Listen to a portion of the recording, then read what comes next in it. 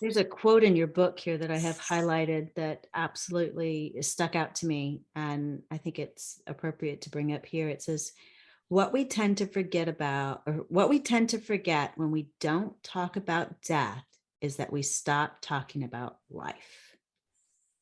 Yes, yes. For many years, I never spoke much about my dad and his death after he died. And it was also because I didn't really want to say how he died because I knew it wasn't the truth, but I didn't really know how else to go about it.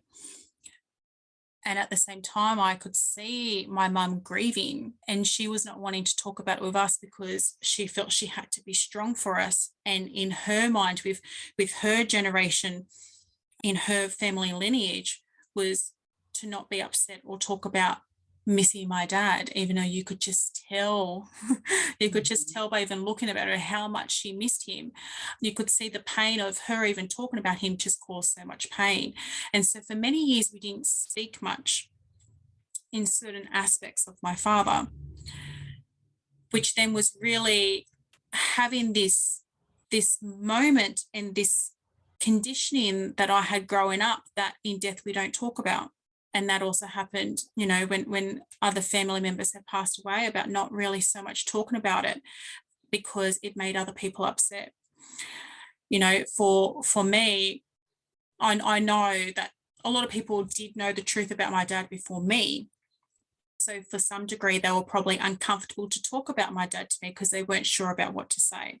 And they didn't want to say anything. And it made them uncomfortable if I ever mentioned my dad to them. We're talking, he died in the 90s, where mental health wasn't very much talk about and had a really big stigma attached to it, including suicide. So it made other people uncomfortable if I ever did talk about my dad. And so it was Mhm. easier not to talk about him. And as I learned the truth about my dad and his death, and started to have this focus on my life in this different way, it also allowed me to reflect back on myself, to go, not talking about his death was again not talking about life itself, not talking about him and his and not have exactly having to talk about how he died, but because of that, I wasn't talking about him at all. And what that was as if he was removing his life from mine forever, when really he's always been there and always will be.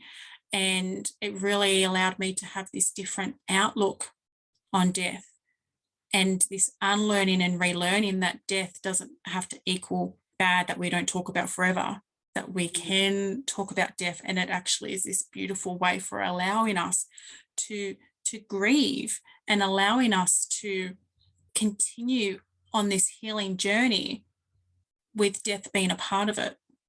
There's a quote in your book here that I have highlighted that absolutely stuck out to me, and I think it's appropriate to bring up here. It says, what we tend to forget about, or what we tend to forget when we